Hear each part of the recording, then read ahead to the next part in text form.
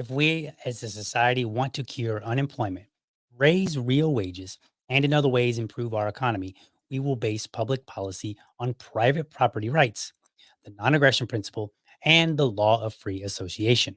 In the free and prosperous society, everyone may do precisely as he pleases, provided only that he does not initiate violence against non aggressors. Walter Block, Austrian economist and anarcho capitalist theorist.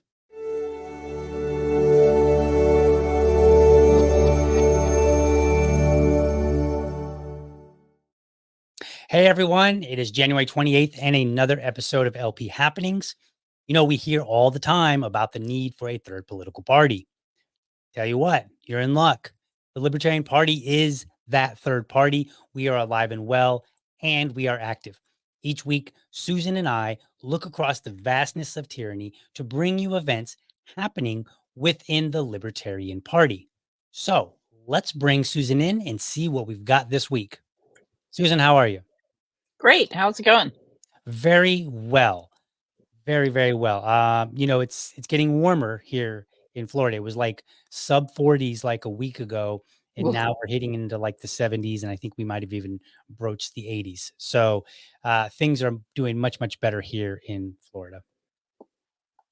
So, all right, tonight we have a special show. One, we're going to do the normal LP happenings, and then after that, we are going to discuss the Libertarian Party of California bringing RFK Jr. and Cornell West to their convention.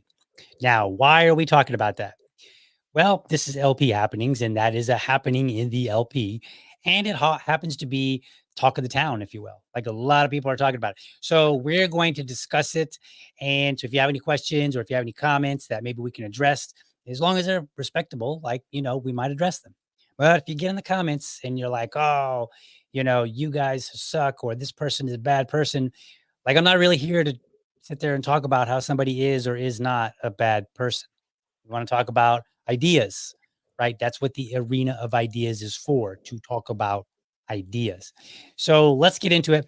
First things first, we have our calendar. So for anybody that's not I'm sorry, I said calendar. I meant our map. So for anybody that's not familiar with the show, if you're tuning in maybe for the first time, what we like to do is we go to lp.org and click on every single state affiliate, go to their events page, and then look up to see what's happening.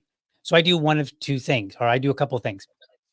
Number one, I monitor who has an empty calendar for the whole month, right? And then we bring that information to you. Then I also put out who is having an event of any kind that's on their calendar for the upcoming week. And these are going to be like just your standard meetings. So we don't go through and report every single business meeting and social and lunch that you guys have. We just kind of wrap that up and say what meetings are occurring this week in the Libertarian Party. And we do that by identifying which states have put that information out on their calendar. Then after that, we do talk about specific things. We just kind of go through and we highlight special events. These are things like, hey, maybe we're going bowling. Maybe we're doing a park cleanup. Maybe we've got a candidate coming in speaking, right? Those kind of things. So these are the things that are, maybe you might think of them as out of the ordinary or not the regular and expected. And when I say expected, I mean like everybody expects socials to happen. Everybody expects the business meetings to happen, right? Like that's just kind of like a thing that we do. And the state and the local affiliates do those generally on a monthly basis. So obviously we can't address all of them. So we just kind of wrap them up in a nice little picture. Now, I want to point out, and I'm going to pull it up on the screen here for people to see. I got a little pushback on the calendar. And that's cool. I'm a big boy. I can handle it, right? So that's not what I wanted to do. Where am I going here? I'm drawing a oh, that's where there we go. How about that? All right. So I got a little pushback on this, and it's happened more than once. So people will say, hey, well, wait a minute. The state affiliates don't always want to utilize the same calendar system that the LP National uses. And so if I understand things correctly, what a lot of state affiliates do is that they will basically have a sub-site, if you will, of the main site, and then they get to utilize the WordPress underneath the LP National, and there's some tie-ins and stuff like that. That's not my problem. What I do is I go to the state affiliate's website, the website that has their name on it, and I go to their events section. Like hit the drop down and it'll say events and I'll click on it like I'm a user, right? Just a regular user that's like, oh, I'm in this state. I wonder what the Libertarian Party's doing. Maybe there's an event I can go to. I treat myself like a user. And if I go to their events page and I see that it's empty, there's nothing there. Well, then I mark that state in red. And I start this at the beginning of the month. And then every week I look to see if maybe the calendar has changed. And in some cases it has. And so, of course, now that we're at January 28th, you can see who has not had anything on their calendar the entire month. That's these states that you see here. And I wish I could make it a little bit bigger. I'm going to work on that, but I apologize, folks, if it's a little small for you. So the states in red have an empty calendar for the entire month of January. Now, when I say empty calendar, I don't mean that they're not doing anything. I'm just saying that when I, as a regular user, went to their website, there was nothing there. Now, in response to some of the criticism about people maybe wanting to use different systems, that's fine. Some of the state affiliates that are listed even in green here, when you go to their website, they only have text. I literally have to read and see when are they, because they'll say like, we are having a monthly meeting on the first Thursday of the month. And so then I literally have to like open up the calendar and take a look and say, all right, this is the first Thursday. Right. So as long as the information is there, then I will report on it. Some of them use a Google Calendar, and you click on it, and it goes to they have an open, a public Google, public-facing Google Calendar. I use that too. The DC Libertarians, I'm not even sure if they exist because, like, the link from LP National goes directly to a Facebook page that appears not to have been updated in, like, years. So I don't know. I don't even know if they exist or not. But what I do is I just go to the Libertarian Party's website and I say, from here, can I find events on the page that is listed for the state affiliate? Any events, it doesn't matter. One event for the whole month, and you're clear. You're not going to be red. Just one. That's it. That's all it takes. Hopefully, you have more. Be like Pennsylvania. Like I just got their calendar's flooded. It's just crazy. So that's what we got. So that's who's in red. So shame on you, state affiliates, for not having anything. Now, those in green, they are having a regular meeting this week. Those are meetings like a business meeting, a social, and because we're in convention season, if any of the local affiliates is having an annual business meeting. And the only reason is because there's, again, so many that I couldn't possibly report on them all. And then for the local affiliates, what I found is when you go to the links for their annual business meeting, there's not a lot of information there, which is fine because they're small affiliates, right? They might have 10 people showing up. Doesn't mean you don't have an annual business meeting. It just means that you don't nearly have as much, you're not inviting out speakers and having galas and all this other stuff that a state party might have. But we wanted to include that as well. So if you're doing that, then any of those three, then you are in green. So then that leaves, who is gray? Well, gray is just basically everybody else. That means you didn't have an empty calendar this month, but you maybe don't happen to have a general meeting coming up within the next week between tomorrow, the 29th, and the 4th, next Sunday.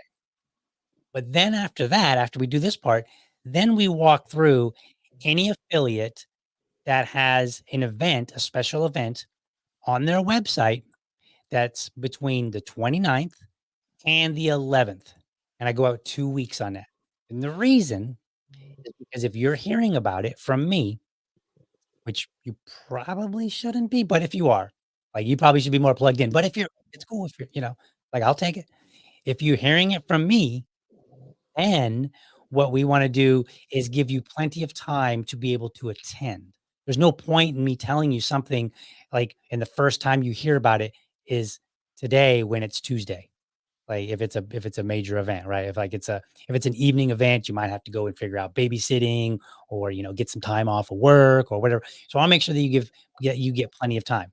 So I go out 2 weeks in advance and I say, all right, what's going on? What kind of cool events are? And then we talk about them. And Susan and I talk about them. We talk about what we like about them and why we think it's a value add. Because what we want to do is we want to inspire other affiliates to do more things. And we just can't you can't always come up with all the ideas by yourself. So that's the service that we're providing here. We go through this every single week. So this is what you got: empty calendars in red, and then anybody that's having a regular, business, social, or annual business meeting is going to be in green. Now, if you are a state party and you are having an annual convention, because those are bigger, they bring out speakers, you sometimes have galas, all these other, all these different things that are going on. It's a little bit bigger event. Then what I do is I will report on that. We report on that very specifically. So that becomes part of the lineup. All right, Susan, did I miss anything? No, I'm glad you went over the gray distinction. I always have trouble with that green versus gray. It was funny. In a, I posted it in a Facebook group, and some people, and initially I had them broke up into two different maps. We had the red and then gray, and then we had green and gray. And when they were side by side, that really got people confused. And then I started hearing them. I was like, oh, I see where it causes confusion. And then I realized I could actually put all that information on the same map because you couldn't possibly be a green if you're a red. It's totally not possible. So, so I was like, maybe this will make it a little easier to understand. And to be frank with you, it actually made it easier for me to do because then I don't have to manage two maps. I can only manage one. So I think that's really cool. All right. So let's see. Another thing that I'm going to start doing, and I'm going to pull this up on the screen here, is I was recently at the Florida convention. I was alerted to this new thing called news.lp.org. So I'm going to talk about that. And I'm just now looking at it, but it looks like there is a new article. So what I'll do is if there are new articles, I'm not going to read the article. You can read it yourself, but I will at least tell you about the article. Like, hey, there's an article, who wrote it, and maybe a few details. So let's pull that up on the screen. If you're unfamiliar with this, this is LP News. This replaces the paper copy once upon a time. And what's really neat about this, you can actually go in and you can sign up and you can present, you can write an article and submit it for LP News. Now, I don't know what the criteria is. I've been meaning to at least ask somebody or just go in and see, write something up and then see what happens, and see if there's any kind of process that I can report on. But I think this is really cool. This is a good way for everybody to be aware of what's going on. What's even more cool about it is that if Susan has this great thing that she wants to write about, maybe she wants to write about convention, or maybe there's an event that happened in her town, or whatever the case may be, maybe she's just got this cool news idea, about, something that's happened in the news that pertains to the Libertarian, Party. Then she can go and write this and submit it, and then other people can learn about it. Like right here, it's a nice. I know we're not allowed to say this word in the libertarian community, but it's a nice centralized location for information. So I think that's really cool. This one coming up, and again, I have not read the article, so I'm not giving a promo of the article and saying, "Hey, it's a great article. You should go read it." I just think you should go read it because somebody took the time to write it, and it got put up on LP News. And if you care about LP matters, then hey, this is a good way to keep up. So it looks like it's a new author alert. So this is somebody that's new, and the title is "Take What They Give You." I don't know what it says, but it's posted by Matt Lawrence, and this person comes out of Region 1. So, no comments just yet. January 24th, so 4 days ago, this was posted. Let's see, is there anything else beside that? Let's see. Oh, wait a minute. Oh, okay. I'm not sure how they're organizing this, but this one looks like it's on top, maybe because they're a new author. But it looks like there was also. Oh no, that was December 27th. I'm looking at that wrong. So yeah, this is the most recent article up there, and I encourage you to give LP News a read. And if you're the writing kind, then to go ahead and contribute, because that is how the libertarian community brings about success, by getting our ideas out there the best way we can, every single medium that we can get our hands on. Some of y'all ain't podcasters. That's cool. Some of y'all, you may not be made for video. I wasn't made for singing. So therefore, you're not going to see me singing, right? No Ben Shapiro stuff here. Um, but I like talking. I like, and I think I like doing research and then communicating that information to people. So this is an area that I utilize. Maybe that's not for you for whatever reason. Maybe you're a writer, right? Maybe you're an artist, draw pictures, or what have you, or do some artwork, right? Like whatever it is that you can contribute to get that word out, utilize it. So all right. So that's the LP news. And then let's see here. We need to give me a second while I get the rest, get some of these give me a second while I pull up some of the links here from the special events. So I apologize. I meant to have these ready, but a lot of things were happening today in the Liberty Dad household. So what I'm going to do is I'm going to put this first one up, and then I don't know, you won't be able to, but if you can just go over it for me on my behalf, Susan, Hmm. while I get the rest of them up, we will tag Sure. team this. So let's see here. Let's click some buttons. Lots of buttons there. I think I have to scroll it though. So Yeah. here's this one. Oh, this is a series that we were talking about last week, um, with the Montana Libertarian Party. They're having a series of Zoom calls with presidential candidates. I guess this next one is with Josh Smith, um, and that will be Wednesday at 6 p.m. Mountain Time, which makes sense. Um, so if I think you don't have to be in state, but there's a nice Zoom link. So I think it's really good to have one-on-ones with the candidates in addition to head-to-head matchups and forums and debates. So yeah, Right. And then here's the graphic. And you can see yeah, it that looks like they're doing a whole series, mhm. And so we've and got Jacob Hornberger. yeah, this looks like the second one of the series. And next up is Mike Termat. Here we go. And they have not yet scheduled Dr. Rechtenwald yet, but Lars and Chase both have spots in the Right. next month or so. So yeah, and there's a Absolutely. nice convenient QR code to just, I guess, presumably go right to the Zoom link. So that'd be cool.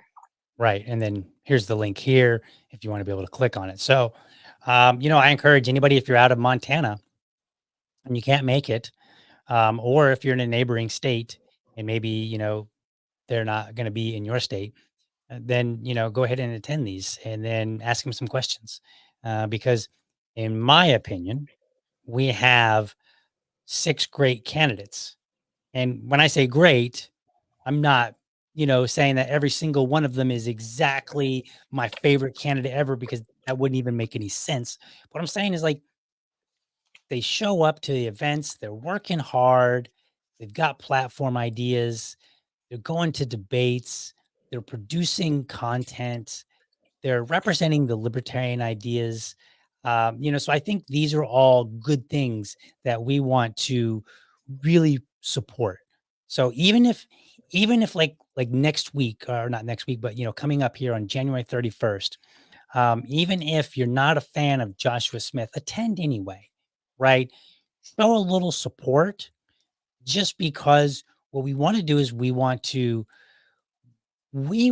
support the people that are working hard, because even if you don't like a particular candidate, next time around, you want people that are watching to say, yeah, they got that kind of support. Maybe I can get support too, right? Like this goes toward the Well, future as well. and it's important for people to show up with good questions because it's important for the delegates to arrive in DC with an idea of what each of the candidates stands for. And Right. not every state can host an in person um, debate, and some states can, but won't. I guess we'll get to that later. But so that's why it's important to get as much exposure to the ideas and presentation style of the candidates as possible.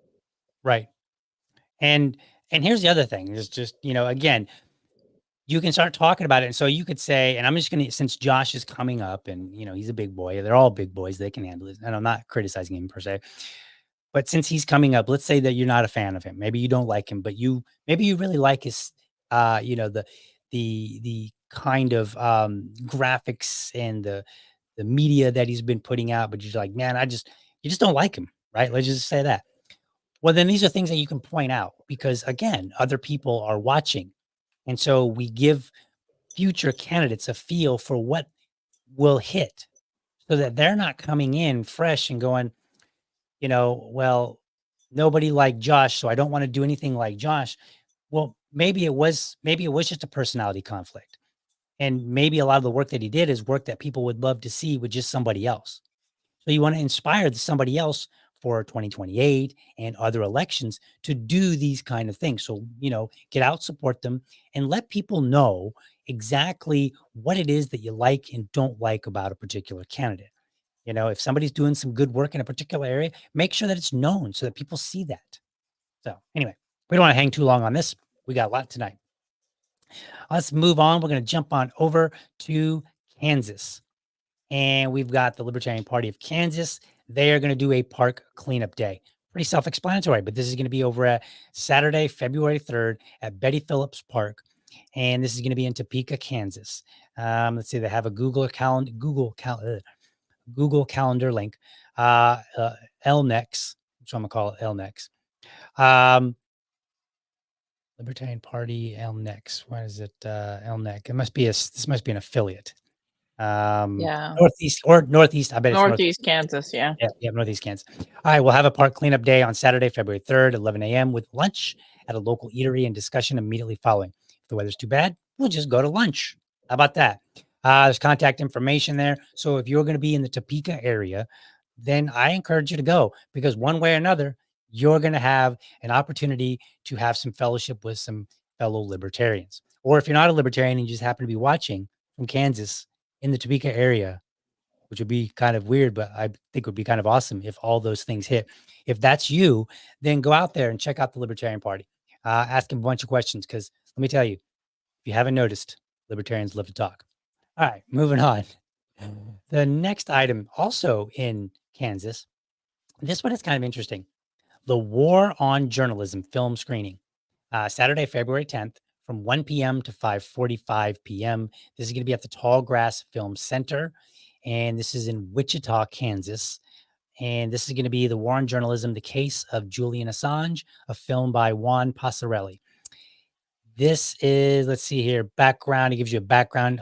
Libertarians, I know you know who Julian Assange is. If somebody who's watching has been under a rock, he's the founder of WikiLeaks, and he was imprisoned, or he has been imprisoned in London as a U.S. officials push to have him extradited to stand trial for allegedly committing espionage. And the espionage claim is because he took a lot of information and gave it to the public. That's what he did. Normally, when I think of espionage, I think of taking a lot of information and giving it to our enemies, like directly, saying, here, CCP, Well, here's some information for you discreetly that I wasn't supposed to have and nobody knows I'm giving to you. Not, here's it to the public for everybody to see. Look what your government's been up to. well, Yeah, the it's something. public is the enemy of the government. Right. So, but in the minds of the public, if we Right. establish a proper definition of espionage, not these ever encroaching definitions that government and the state likes to use, then he did not commit espionage in any way, shape, or form. He simply gave the American people information that government didn't want them to know. So anyway, again, if you're going to be in Wichita, then head out Saturday, February 10th, 1 p.m. for the screening. Let's see. You get free tickets here. So it won't cost you anything but your time. So I encourage people to head on out. All right. What do we got next? We have out of Libertarian Party of Texas. This is also on February 10th. This is the convention leader training, option 1. I don't know what option 1 is exactly, but this is going to be a Zoom call So let's see here. Do they have the Zoom information? So it looks like you need to reach out. They have an email, so you can reach out to Jesse Cowart. And let's see, presenter Jesse Cowart and others from the LP Texas Credentials Committee. I'm going to bring this a little bit bigger so we can see. The purpose: county chairs and other leaders are encouraged to join this training on the essentials of facilitating the precinct, county, and district conventions taking place in March 2024. Those interested in being delegates are also welcome to join. Expectations: here's what you can expect. Jesse will present a slideshow and walk through using template forms utilized in conventions. Time will be allotted at the end for open Q&A. Our goal is that participants will gain an understanding of the overall requirements of hosting a convention, including details new to 2024. So if you want to Yeah, host here you go. I think in Texas, there's a lot of, legal requirements for county conventions and county parties, Oh, gotcha. and that's why they wanna keep everything just like the Iowa caucuses, it's not Right, as it's not just an ad hoc thing, I think. right. So, And yeah, it's good that the state party is supporting that. absolutely, because what we want is we want people to be successful in the endeavors that they seek to do, right? And sometimes, everybody's ignorant about something, and that's okay. What's really important is what do you do with that ignorance? Do you let it remain ignorance, or do you work to become knowledgeable in an area for which you are trying to operate? So there you go with that. All right, let's move on. We got a few more. And I know people are going to want to hear about they're going to hear about RFK and all that. All right. Let's see, share this tab. All right, perfect. House District 39 debate out of Oklahoma. This is cool. January 31st, Edmond Santa Fe High School. So, hosted by Non-Doc Media, an open debate for candidates seeking the Open House District 39 will be held in the Edmond Santa Fe High School auditorium. The three candidates, Richard Prodzienski, Libertarian, Eric Harris, Republican, and Reagan Raff, Democrat, are expected to attend ahead of the February 13th special election. So this is going to be a House 39, House seat number 39, district seat 39 debate between three candidates that is being put on. So you've got a libertarian so hey, we always talk about like libertarians can't get into the debates, and at the national level, that's totally true, but it's not nearly as true at the local level. So make sure if you are in Oklahoma and you are going to be in the Edmond, Oklahoma area, that you attend this and you show support, because this is another area where would be future candidates are watching. And if they don't see support today, it'd be a hard sell to ask them to run, tomorrow. So make sure you go out. And then also, more importantly, because it's important to think about future candidates, but you have a candidate. Now, I don't know what kind of a candidate he is. I don't know. Maybe I would like him. Maybe I wouldn't. I don't really know, but he's running and he's being promoted by the Libertarian Party of Oklahoma. So I'm going to recommend, just based on that, that you attend, because he's putting apparently this work in. So go show support for the candidates. This is how we get the word out: is our candidates need support. They need people to come out and in the largest numbers that they can get, so that other people go, oh wow, look at all these crazy yellow shirt people. Like, what are they doing here? Right? Oh, they're supporting this guy that has all these ideas. Right? So show some support. All right. Again, House District 39 debate, January 31st, Edmond Santa Fe High School. That's in Edmond, Oklahoma. Also in Oklahoma, we've got the Oklahoma Presidential Preference Primary Forum. This is February 7th, 7 to 9 p.m., Rose State College. Jacob Hornberger and Chase Oliver will participate in the primary forum. So, presidential preference. Now, I don't know what it's like in Oklahoma. I'm pretty positive this is non-binding. It's non-binding here. As far as I know, it's non-binding everywhere. But I'm going to assume, I don't know Oklahoma state laws, but I'm pretty positive that it's non-binding. Nonetheless, same concept applies as the last one. Show support for the candidates. Jacob Hornberg and Chase Oliver, they are not from Oklahoma. They are traveling. They are spending money from, that they've been raising on the campaign trail. Maybe neither one of those is your guy. That's okay. Go show support because they're showing support for the party, and that's important. Let's see. That's all the information there is there. So again, February 7th, 7 to 9 p.m. at Rose State College. All right, let's see here. All right, we're gonna jump over into into your hood, Susan. We're gonna jump over to North Carolina here. Got this. I'm gonna give this one to you since it's your state. This is taking place at the convention, is it not?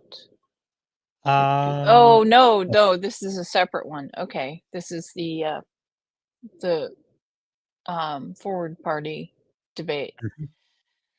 mhm. Sorry, I have some issues with relations with the forward party, but yeah, so they have a gubernatorial debate. It looks like we're going to actually have a libertarian primary in North Carolina. Um, so it looks like both of the candidates from our party will be there, and um, the Greens, the Democrat.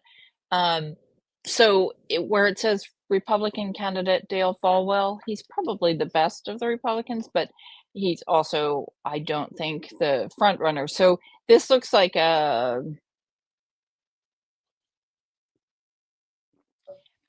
I don't know. It will be nice to see all the candidates from these parties together. Um, and I'm sure it'll be very exciting. Wow, 2 hours. Yeah, I didn't know much about this, debate, so I'm learning this as we go along too. And meet and greet, that would be kinda fun, if I lived anywhere closer to Charlotte and wasn't going to be in DC that weekend. Mm. That sounds nice. Wait, is February 5th the that's a Let's weeknight. see. Yes, February 5th. So Yeah, that's a weeknight, isn't that it? Like, that is gonna be next Monday. So not tomorrow, but yeah. the following Monday. Yeah. Yeah, that sounds kind of fun. I hope a lot of Libertarian Party people can make it. It will be nice to see how the LP candidates, because we've seen both of them together in the same room Okay. um, as each other, at like county conventions um, and I think last year's state convention. So we kind of have an idea of how they interact with each other, but it'll be interesting to see how each of them interacts with Republicans and Democrats. I have thoughts, but I will not share them. Okay.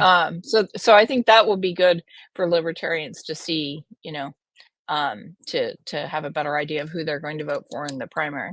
And I urge Gotcha. all libertarians to stay with the libertarian primary. So yeah. Awesome. All right.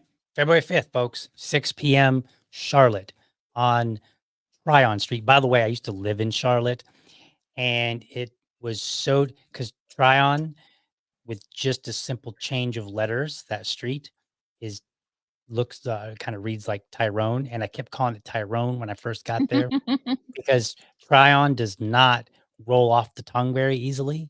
And I had to work really hard to stop calling it Tyrone.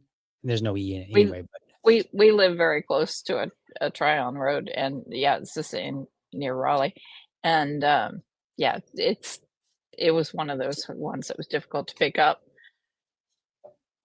all right, moving on. So, see, South Carolina, they're having the Low Country adopt a highway cleanup. This is a cool idea. This is a recurring event. So, the next one is February 10th, corner of Savannah Highway and Wesley Drive. And they've got some specifics here as far as the address. This is going to be from 10 a.m. to 12 p.m. Libertarian Party of Charleston County adopted a highway. We've adopted southbound on Savannah Highway from Farmfield Avenue to Wesley Drive. Come help us do our part and give back to the community. Meet at the intersection of Savannah Highway and Wesley Drive to start. We will be in the parking lot down by the Sherwin Williams and the tire store. We will have safety vest on. That is a good idea. That way, nobody hits you. Now, what I think is cool about this is that if it's the same as other states, then that means they will have their name like on the, like the Libertarian Party of Charleston County, or maybe Libertarian Party, Adopt a Highway. So that's really cool because, you can do a little community service and then you get your name out there just a little bit. I mean, is it going to get you voters and all kind of, no, it's not. But think of it this way, folks. There is a reason that big, huge behemoth companies spend billions every year advertising, because they want you to always think about their brand name. We don't really have billions exactly in the Libertarian Party. So where we can get our name out, we should, because the same principle applies. You want people to hear about the Libertarian Party in a positive light as much as you can. And cleaning up a highway, it's not such a bad thing, right? Like, oh wow, Libertarian Party. I think I remember. Oh yeah, I saw your name. You guys do the cleanup, right? So I encourage people to attend that again, February 10th at 10 a.m. Is that a Saturday? Yes, that is not this Saturday, but the following Saturday. All right, moving on. We got four more, and then we can get into the juicy stuff. All right, so coming up here, we've got the 2024 state convention for Alabama.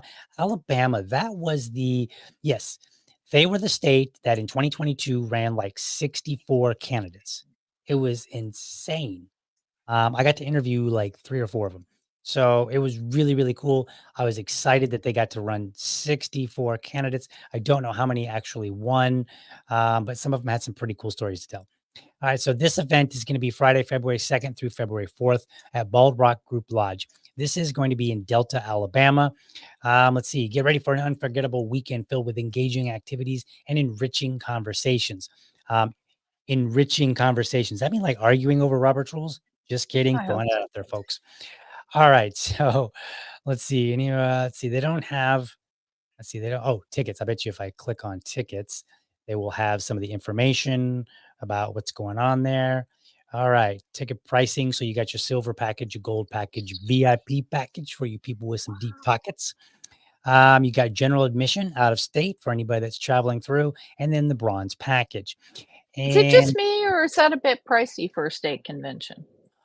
I mean, it depends on what they've got going on, Yeah, honestly. yeah, It depends on, we'd have to look in there and see the kind of yeah, things, and I'm not really gonna go through that.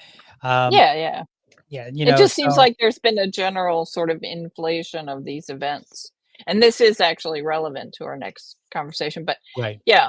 Um, I but don't mind as long as they're delivering stuff, right? yeah, well, so I see there's a general mission, and I can't, my eyes are really bad right now, so I can't read what that says, but, I thought in most state parties, you and certainly in national, you can vote without any convention packet at all. You can attend the business session and vote as a delegate. And I Yeah, don't know if it's that way. I know in North Carolina, we had a longstanding policy of not making a point of mhm, saying that because we wanted people to support the convention. right. But it is true. So, but you should try to It is support a here in state Florida. party. We, we can charge for the extracurricular events, but, I believe by state law, we are not permitted to charge for the business meetings. Those have to be open to any member, and then for us, and I think it's different in 1 or 2 other states or so, well, we cannot charge any kind of membership fee. So, as long Hmm. as you are registered as a libertarian, and then I think the only other thing is that you have to sign the non-aggression pledge. Once you do those 2 things, then you can be a member of the Libertarian Party of Florida, and then the only other requirement is time. So there's a little bit of seasoning requirements if you want to be a voting member or a delegate, but otherwise you can attend the business meeting. So but yeah, and I mean, I'm looking at some of their, I don't know the names. Maybe the names are a little bit more familiar to people in Alabama, but they've got names like Marty Schlepper and John Sophocles. Hmm. Once upon a time, I knew how to say his name. Dr. Noah Rise, in aerospace engineers. That seems like it might be pretty cool. So, they've got some speakers, and I assume that these speakers are going to be notable names to people to the Alabama delegation. So, but overall, like they've got their breakfast menu and items and all this other stuff. Standard fare for a party convention, right? As to whether or not ticket prices are going up, they might be. I don't really watch prices that well. I mean, I'm lucky to remember what I ate for breakfast 2 days ago, let Well, alone yeah. what a convention I price I was last year. I realize that makes me sound totally boomer. Oh, in my day, we Right. didn't charge. Yeah.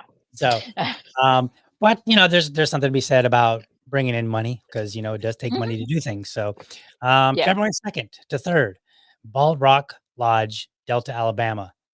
Be there if you're an Alabama delegate. Go to the state convention. Let's see what we got here. Coming up next. Oh, nope, that's not the screen I want. Let's go to this screen here. So this is going to be from the Libertarian Party of New Jersey. So this one is fun. So this is one of those embedded calendars that I was talking about earlier, where I don't always, I'm not always looking at a calendar that's embedded with the system and blah, blah, blah. This is, they just use their own calendar and you can look at them and see what they've got. And what did we have here? So coming up, uh, what was it here? Is that one? Nope.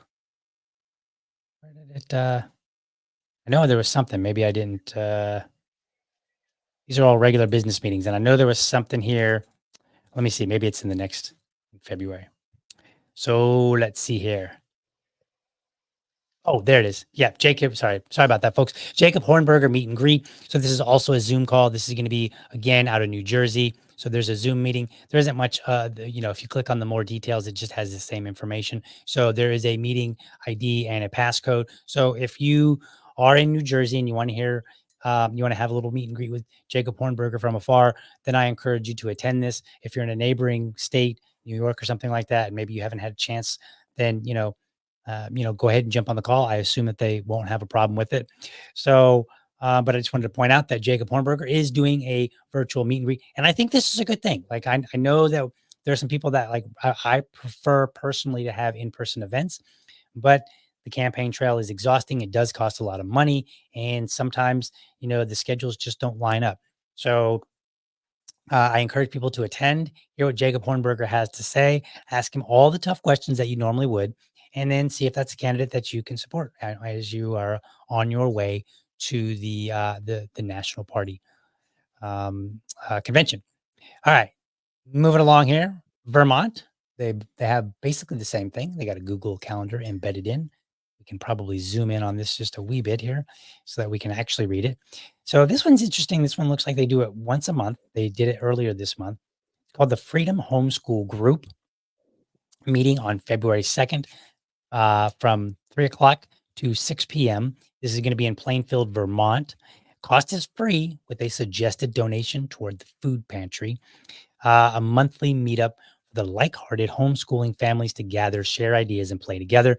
This group is focused on providing a supportive and nurturing space for play and fellowship among children and their families who are striving to provide stability, interpersonal relationships, and fun amongst freedom-loving families. The monthly group will provide play-based activities for children and adults of all ages and will conclude with a potluck style meal. So they're gonna make sure you get to eat. You know, all this complaining about like, oh, we got to have more money for schools because kids don't eat. Well, it looks like homeschoolers have kind of figured this out. Throw a potluck, get people together, everybody eats, nobody goes hungry. So just one of the many benefits of homeschooling. But I think this is great.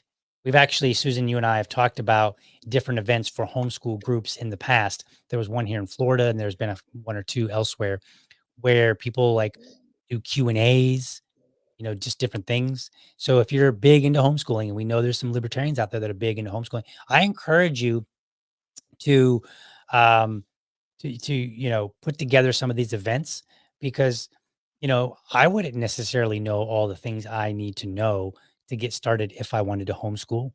Now we don't homeschool because we're sending our kid to private school, but if I were to homeschool, I would probably need some assistance, because I've never done it. I don't know. I don't know what the requirements are. I don't know what the best practices are. So I encourage people to attend these groups and to start up other groups because we are in the libertarian community very passionate about homeschooling, and so we need to extol those virtues to everybody else in any way that we can. All right. Very last one here. Let's see. And where are you? There's, oh yeah, a lot of Google calendars. So if the person that was giving me grief about this is watching, just want to point out it's on a calendar, any calendar. I'm reporting it, even if I have to do a little extra work. All right. So here we are coming up. We have the Howard County Gun Show tabling. Not a lot of details here, just the location and time. February 3rd from 9 a.m. to 6. I'm sorry, not 6, that's 1600. From 9 a.m. to 4 p.m. This is going to be at the Howard County Fairgrounds in West Friendship, West tongue tied, West Friendship. Man, I can't talk tonight. Maryland. I'm just gonna let it go. I'm just gonna let this one go. At any rate, I always encourage affiliates to go out, go to gun shows, take out info, the whatever information that you have, whatever cards and all these different things that we take out. Go out. This is a good place to meet people and show them who the real party is that supports your gun rights. Because if you sit down next to some folks, they might be quite surprised at just how much the Republicans ain't actually it. It's us. So I encourage you to go out. And then if you're not tabling and you know that your affiliate or your whoever is tabling, I encourage you to go out, wear a libertarian shirt, and just walk among the crowd. Just again, this is part of that, letting people see the libertarian name. And anything else, Susan? I can't think of anything in particular. All right. So I think we're done with that section. So now we're going to get into, the fun stuff. We're going to talk about Libertarian Party of California. Let me queue up a couple things here really quickly. When did you first hear about the brouhaha over in California? That's a good question because just today I've been learning a lot of new, like, things are changing Mhm. every day. But I think it was a couple of weeks ago, or maybe just a week. Yeah, there was discussion of, well, there was the pay to play thing, and some candidates were upset about that. And then all of a sudden, it's like, oh, RFK is going to be a candidate, or I'm sorry, he's going to be a speaker in a forum with LP candidates that he will be running against in the general election. Mhm. And um, and then I started to hear other things, from people in California, from a candidate, about how the pay to play thing was working.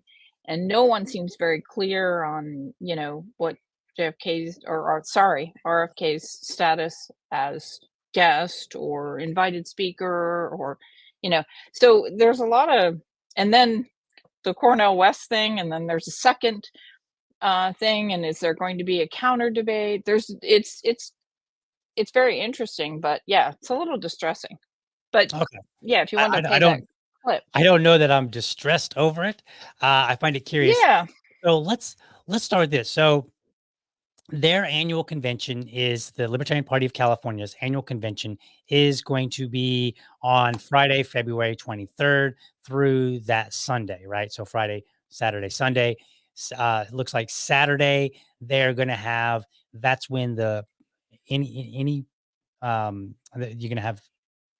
Yeah, let's see here. Looks like there's 4 candidates who will get to speak for 5 minutes. And then there's going to be a lunch with RFK Jr. And then later there's going to be a forum Saturday evening POTUS candidate panel from 5:30 to 7 p.m. That's going to include RFK, Dr. Michael Rechtenwald, and Mike Termott. And then Sunday, it looks like So they're going to have. That's when they're going to have. Where did it go here? I lost it. I just saw it a few minutes ago. I know it's here. Well, maybe I didn't see it. I know I just didn't yeah. I didn't go down far enough. Here we I go. Sunday evening, they're gonna have, another POTUS candidate panel, and so far on their schedule, their PDF that's on their website right now, It looks like it's going to be Dr. Cornell West and Jacob Hornberger. So it looks like we have a total of 3 Libertarian candidates that are going to be involved in this. And then it looks like there's a 4th candidate who I'm not familiar with who he is, Charles Ballet, I think. Ballet. Oh, that brings up another important thing Okay. about and did you wanna play your clip, or did you want me to go into So a rant about ballet? So let's start this. Let's put out the facts, and we're gonna, folks. What I told, what I asked Susan at the very beginning, I was like, look, what we want to try to do is we want to try not to point fingers at people. We want to talk about ideas, right? This is a show about bringing you events and talking about them. We generally want to keep it positive on here because this particular show is meant to highlight the good things that are happening. Occasionally, when something is, big news, if you will, in the Libertarian Party, then maybe we'll talk about it depending on what it is. Because we're in, election season, this is dealing with the presidential candidates and it's kind of the talk of the town. I figured this would be a good opportunity to have a conversation.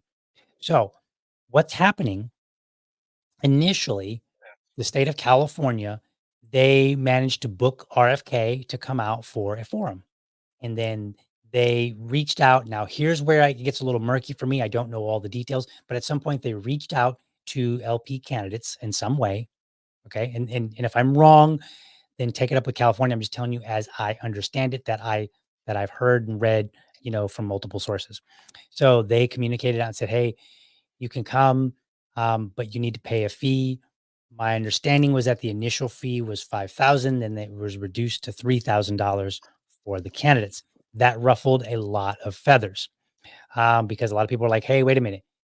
It sounded like that you're making the Libertarian candidates pay," and then the argument has been that they have paid RFK. I don't know that for certain. I haven't Who seen does? anybody. I I haven't bet seen one anybody person post that knows. information.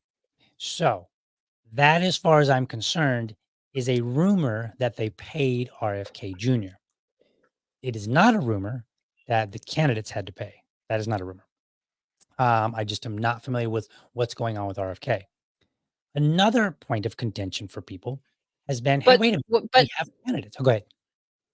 I just wanted to correct one thing. My understanding of the timeline is that the forum the debate was going to happen, was announced, and was offered to the candidates at 5,000 each. Um, from what I've heard, they all said, "Oh hell no." And then the price was lowered to 3,000, and um and then Kennedy was added. But Okay. it wasn't clear. I think at first, I think when it was lowered to 3,000, one or two candidates decided reluctantly to go for it, so that they could talk to the delegates. Then Kennedy was added, and then my understanding is that per Kennedy's request, the forum was then closed because he didn't want to be seen with a bunch of people. So then, you know, they couldn't add anyone else. Although apparently they've now added Rectenwald. So this is what I mean. It's not Right. really clear what the timeline is Right. exactly how. I don't So think. with I that think said, that things have. Yeah, well, with all that being said, folks, there are some details that are unclear. Now we could speculate all we want, but there's no value in that, right? Because Susan could speculate one way, I could speculate another way, and we both could be wrong, right? And we could both speculate in a positive way, we could both speculate in a negative way, and we could equally be wrong on both ends. So I don't think it's very good to speculate. We need to address what we know to be true. We know that the candidates were asked to pay money, and it was a large amount of money, right? a So lot. we can talk about that. We know that RFK that has closed. I don't know why. I'm not sure. Maybe there were good reasons. Maybe there were bad reasons. I don't know. All right, but it is closed. Then what we also know is that Cornell West was added later. Now it seems to me, now this is what I will speculate because I think it's in a neutral ground of speculating. It seems to me that this was added after there was a large outcry, and after there was a lot of conversation. So it's and then maybe some more interest by the candidates. I'm not really certain, but it appears that currently the Cornell West option is still available. And I believe that came from the state. Adrian is the state party chair, correct? He's Melagon, yeah. Adrian Melagon, So yes. he mentioned that today that Cornell West was still available. The details as to like how much it cost and if there's any other requirements, I'm not terribly familiar with. I, So we'll talk I, about that. I would like to be clear. I'm almost certain that in addition to charging the candidates, the attendees will be charged. So each forum will have a charge to attend.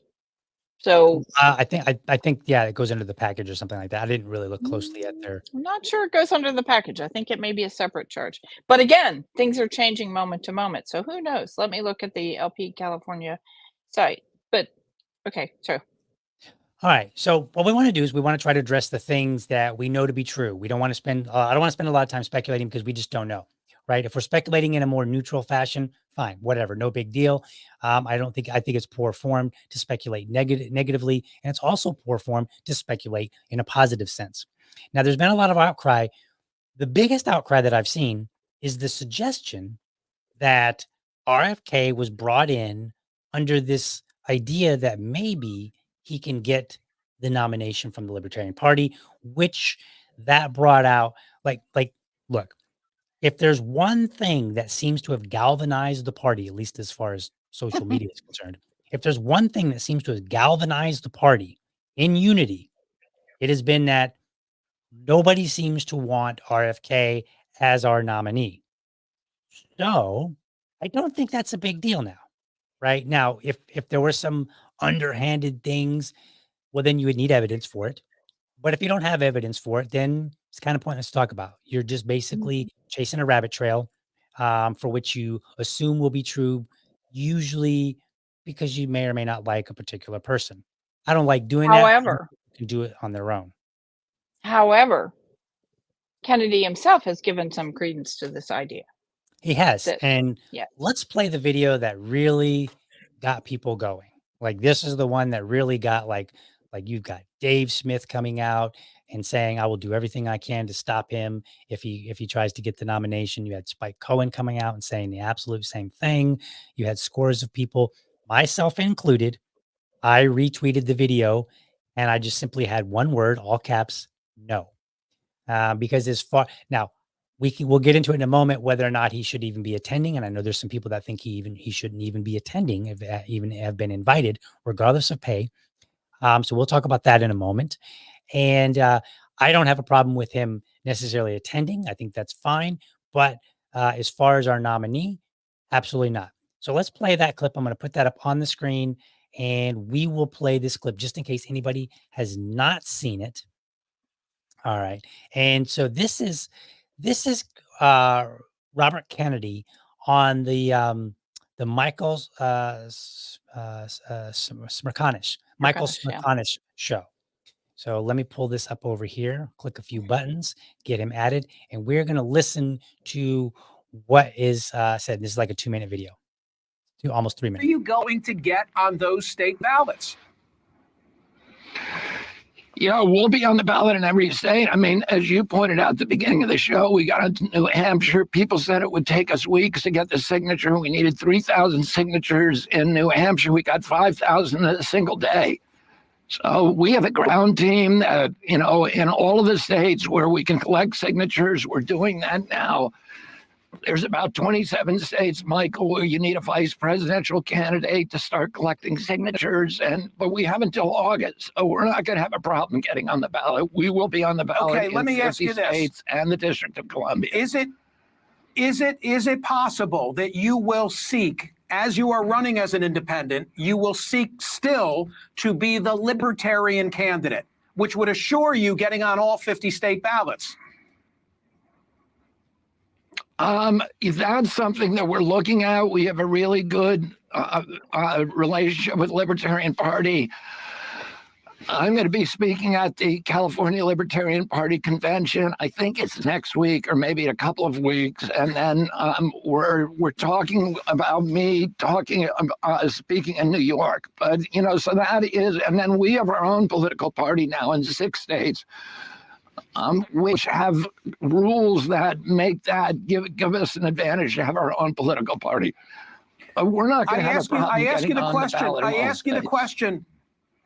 the question because Angela McCardle, the head of the Libertarian Party. Catherine, do we have the sound of this, by the way? Tell me quickly.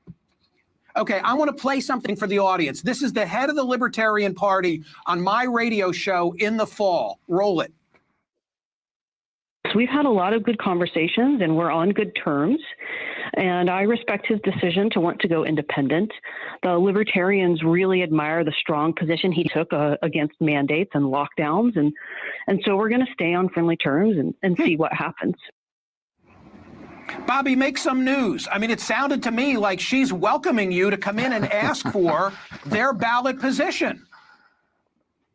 Yeah, well, we are talking to the Libertarian Party, and I feel very comfortable with most of the values of the Libertarian Party. And, we, like I say, we have good relationships. I'm talking regularly to libertarian groups. So we'll continue to do those talks. I can't give you a headline news story today, Michael. I'm sorry. Ask about something different. All right. So that was the clip. And that's the same exact clip that you'll find on pretty much all of them. I think the total interview was like 14 minutes or something like that. And the rest was just about other political things, unrelated to the Libertarian Party necessarily. First thoughts, Susan. So that's the first time I've watched that entirely through because I don't normally follow the politics of people who are not in the LP. So that actually is bad, is worse. So what he's saying there is, first of all, there's the New York thing. Second of all, it sounds like he's still talking to the leadership of the Libertarian Party in terms of nomination. Third, he will be a featured speaker, just aside from this panel thing with the other candidates. He will be the invited speaker, like the keynote or whatever, a featured speaker at the convention. So this is a guy who will be running against our eventual nominee, or maybe our eventual nominee. How the fuck do we know? Pardon my language, I'm sorry. How do we know? We don't know. There's just zero transparency about what's going on here. We don't know if he's being paid to speak. We don't know if he's paying to speak. He's not paying to speak, I guarantee it. But we don't know. We won't know until the FEC reports come out, because when people in California, members of the state party, ask their chair, says, well, the FEC report will be out well after the convention. So then you can piece it all together. And there's a problem with that. I mean, it's obvious that he's still keeping his options open. And one of his options is coming into the Libertarian Party and being welcomed by the chair and getting ballot access in a lot cheaper way than doing it himself. And I think it's true that libertarians are united in saying that he's not a libertarian candidate. Some of them are a little wowed by the idea of getting someone with just a lot of name recognition. So if we wanted a speaker at the national convention, and I think it's an important thing to bring up right now, that Mr. Malagon is not only the chair of California, he is also the chair of the convention organizing committee for the national party, and he serves on the national board. So what we see in California is probably a pretty good indicator of what we're going to see at the national level. And if what they think is having a big name speaker is the important thing, even if he's running against our candidates, are we going to see Kennedy, who is going to be asking for American votes for president, speaking at our national convention? I mean, there's an issue with that. Would we have Biden come speak at a convention if it brought him more people and helped pay the bills for the California Libertarian Party, or raise $500,000 for the national convention? First of all, I can't understand why anyone would pay to see someone speak when they can go to YouTube and see him speak all they want. But that I'm weird that way. But Right. I mean, there's a lot of ethical issues going on here, and there's probably some FEC issues going on here because he Okay. is a candidate. So let's back up a little bit and let's talk about what we know. Okay. I don't know that there's any FEC issues. Couldn't speak to that. I don't know. Again, we don't know what conversations have been had or have not been had. So I can't speak to that either, right? Like we just can't. Not in a positive light, not in a negative light, right? It's equal on Sure. both sides, But here's right? the thing, the questions have to be asked. If we're just going Sure. to say we can't talk about stuff because the people who are in charge are not going to give us information, that's a Correct. problem. I got it. I think it's fair, not for me per se. I'm just a podcaster on literally the other side of the country. So I don't think it's fair for me to be like, I demand answers from you, state chair, right?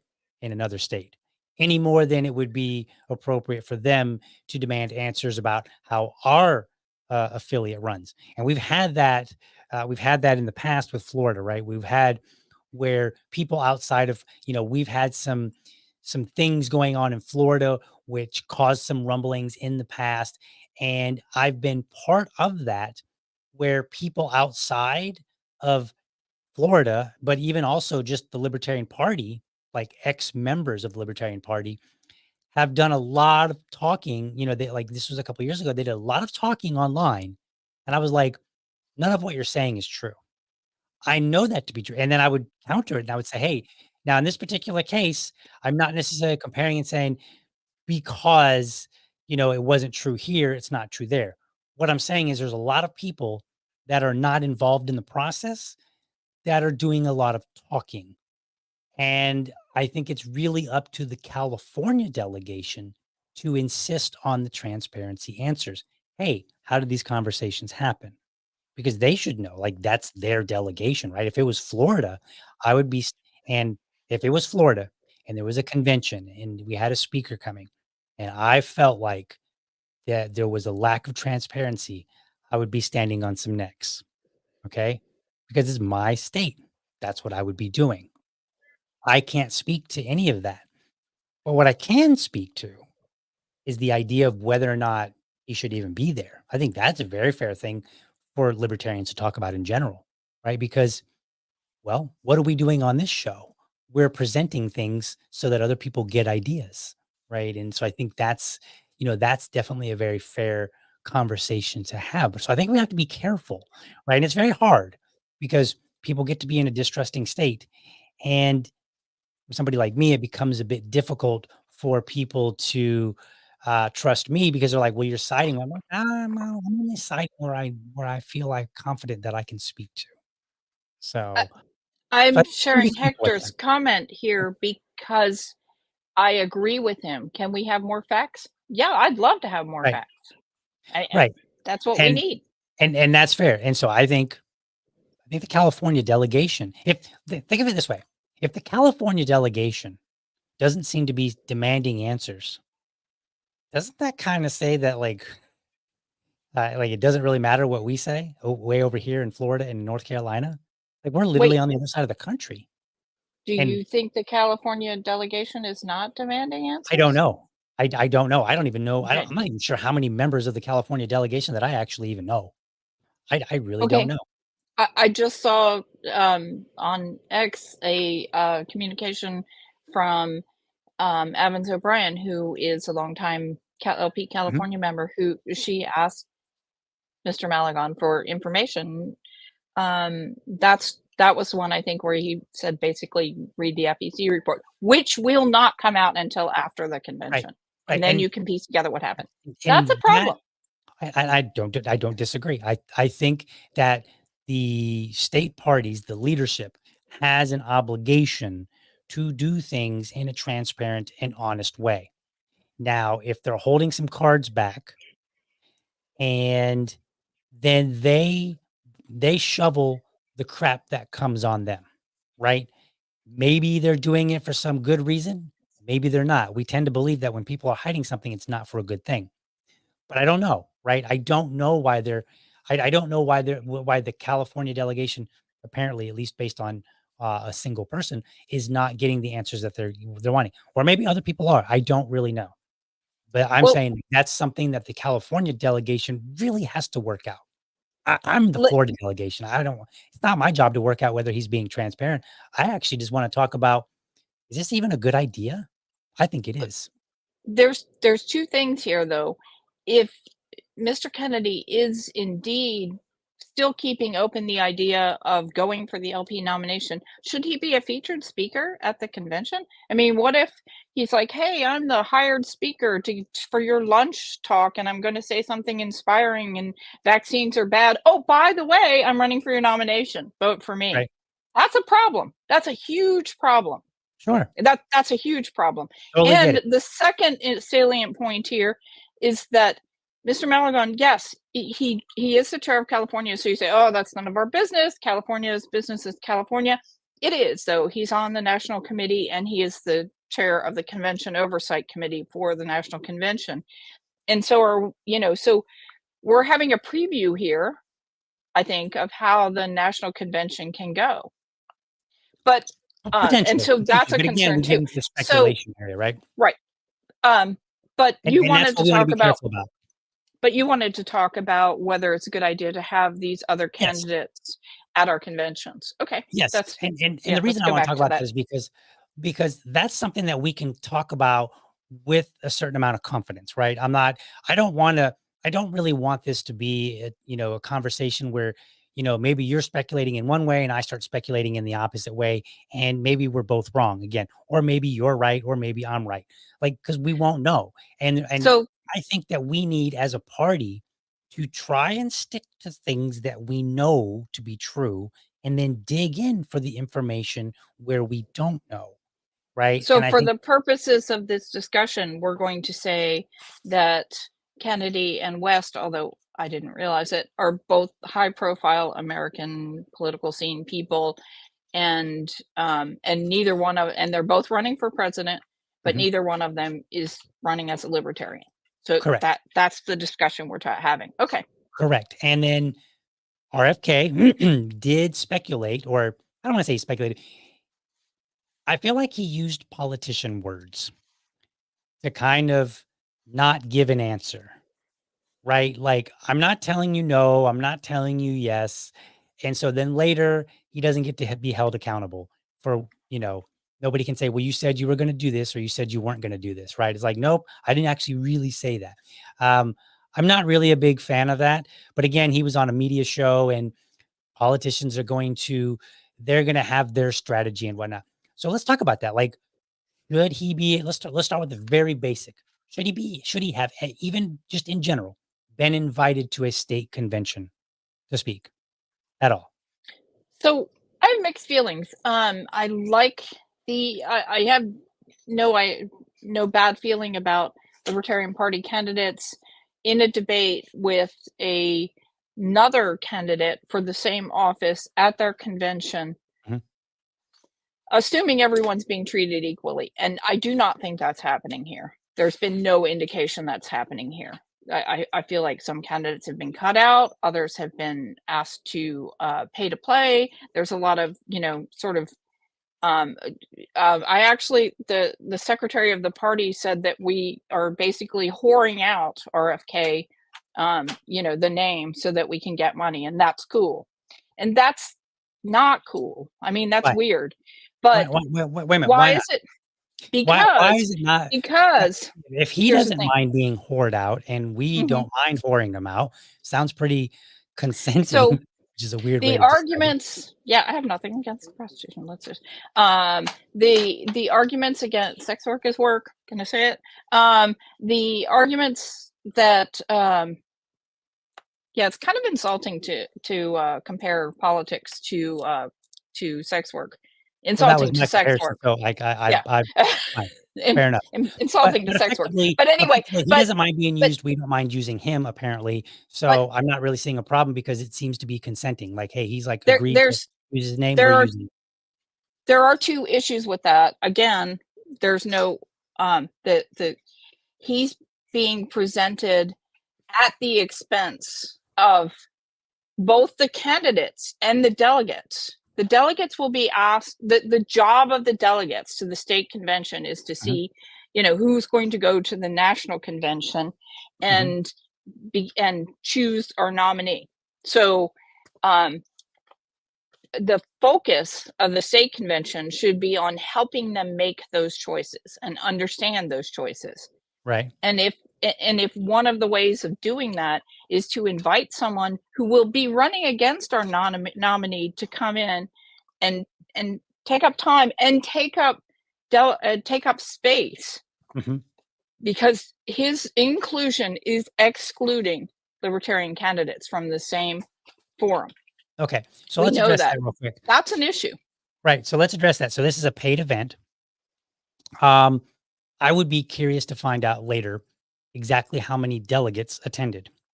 If you had three, we're going to make up numbers just so that we can use a comparison. So in 2022, and I just looked it up just so I could have a little bit of a sense. The California delegation had 103 delegates allocated by the national party. So there's 103 potential seats. I don't know how many alternates, but we'll just go with the delegate seats for right now. So they had 103 potential people that could attend the national party. These are also people that would attend their state party. And probably more than that, I assume. I don't really know. I don't know how large your delegation is. So if 3 people show up, then the market has kind of said what the California delegation thinks about that. Correct? Right? It kind of says like, Yeah. hey, we didn't want to come for whatever reason. Even if you charge $5, we didn't like it. So that kind of tells us what the delegates have to say about that. If 50 people show up, that's a little different story, right? And so I think a lot of what the delegates think we will learn before the FEC reports come out, because we'll get a sense for how many people showed up, right, at their event, how many delegates attended the event. And if very few attended, then that kind of tells us a lot about what the delegates think. Either and not entirely. I mean, maybe the price was too high, maybe lots of By things. that kind of logic, maybe they should have Taylor Swift, in the debate. I mean, I don't just, see a problem with that. I mean, yeah. On Actually, face, never mind. That's a great idea. Yeah. well, so think about this for a moment. We're the Libertarian Party. We have historically had a lot of trouble getting on the debate stage. We have had a lot of trouble getting media attention. I think the idea of bringing the candidates is effectively, we can't get on the debate stage, we'll bring it to us. And here in Duval, now I am a local affiliate chair, but what people may or may not realize, we actually hosted 5 candidates, 5 presidential candidates from the Libertarian Party. So Josh Smith came out, Lars Mapstead, Mike Termott, Chase Oliver, and I knew I was going to forget one. Lars. No, I said Lars. Jacob. No, Jacob Hornberger did. I couldn't get a hold of. I couldn't find a good way to communicate to him. And maybe that was my own fault. Right. Josh Smith was the other one. Right. I was trying to remember who I said so I can remember who I missed. Right. So those 5 came out when we had we made we promoted it all over the place and all that. So what we did, now we couldn't, we're big enough to be able to draw out the candidates, the libertarian candidates. We weren't big enough to draw out any names like RFK or even local names that are big, right? So we didn't have that option available. So what we did was we simulated bringing the debate stage to us. And so what we did was we actually went and found a whole bunch of clips by current candidates. And then we told our candidates, we said, we're going to play a clip. You're going to watch it on the screen. And then you respond just like they were in the room, right? Like that was our way of kind of, let's bring the debate stage, right? So I think that the idea of bringing RFK or Cornell West or anybody that you can get a hold of, if Taylor Swift was running or if she would bring some notoriety, her name, I think that's a good thing, because the fact of the matter is we live in a world where somebody's name matters. We just watched Ben Shapiro make a terrible rap song. Like, yeah, I get it. He's number one. And what people don't realize is that the reason he's number one is not because he's a good rapper. He's number one because he's already got a huge audience. He's got a big name, and so does Tom McDonald.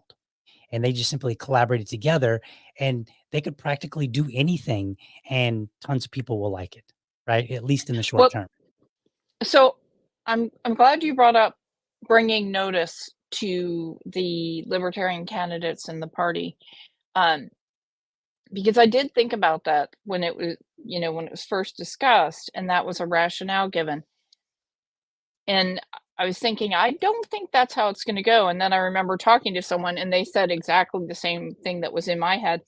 Um, how it will go, how the press coverage will go is Robert Kennedy Jr. spoke at an event today, and here's a clip of him saying some things, a local event, and then maybe at the bottom of the story, or maybe not even, it'll be like, oh, this was the Libertarian State Convention.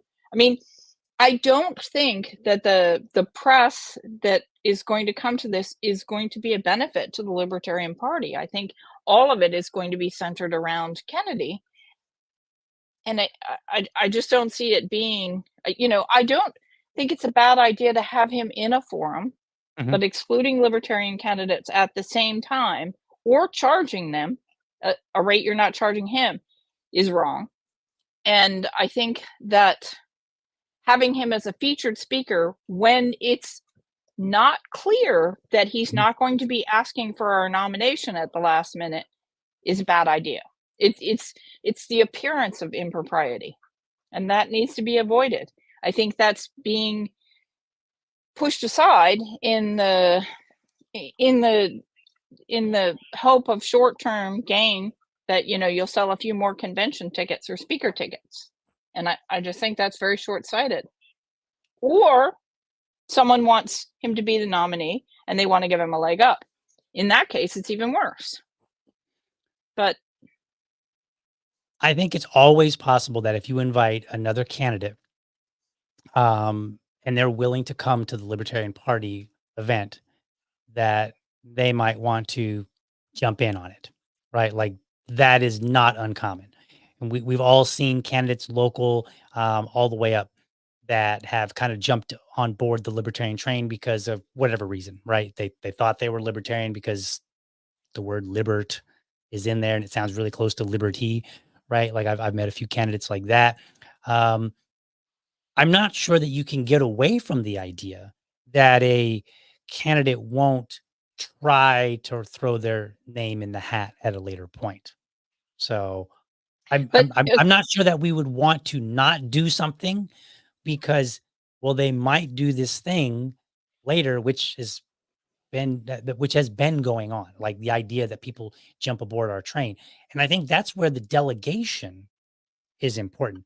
And it seems like if Twitter is any reflection of real life, which I know in general it's not, but in this particular case, I think it might be. It sounds like the delegation has already said no, yeah, right? it's Like, interesting. It's interesting to see how much libertarians come together on this. But I wanted to highlight what Lawrence said here, mhm, because um, it would make sense to have them speak if they were endorsing a libertarian. Not only are they not endorsing a libertarian, they will be running against our nominee. They will be in the mhm, general election on your ballot as an alternate choice to our nominee. right. So it makes more sense to have them in a debate. It doesn't make sense to exclude Libertarian Party candidates or make them pay more. But I can see having them in a debate, having them as a featured speaker, um, when they're going to be running against our candidate. That's a problem. I, So I've said it. I've said I it several times. I don't mind them. So I think it's a good thing that they're juxtapose our candidates, right? And the more we can get on stage literally next to them, I think the more that we will see that the media has more and more trouble avoiding us. They're not having much trouble right now because we're not even on the stage, right? Like, we don't even get on the stage, so it's very easy to ignore us. But you start bringing candidates, high profile people, it doesn't have to be candidates, but in this case, candidates. you bring high profile people and it becomes harder to ignore.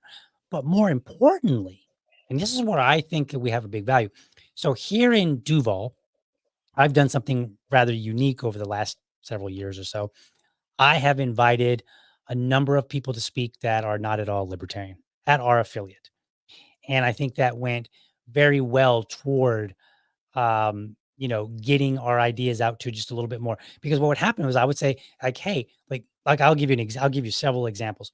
One, we had a guy, I'm drawing a blank on his name. It was a bit of an odd name for me, but he was a black man. He was with an organization called the Black Commission, and he was a bit of a reparationist.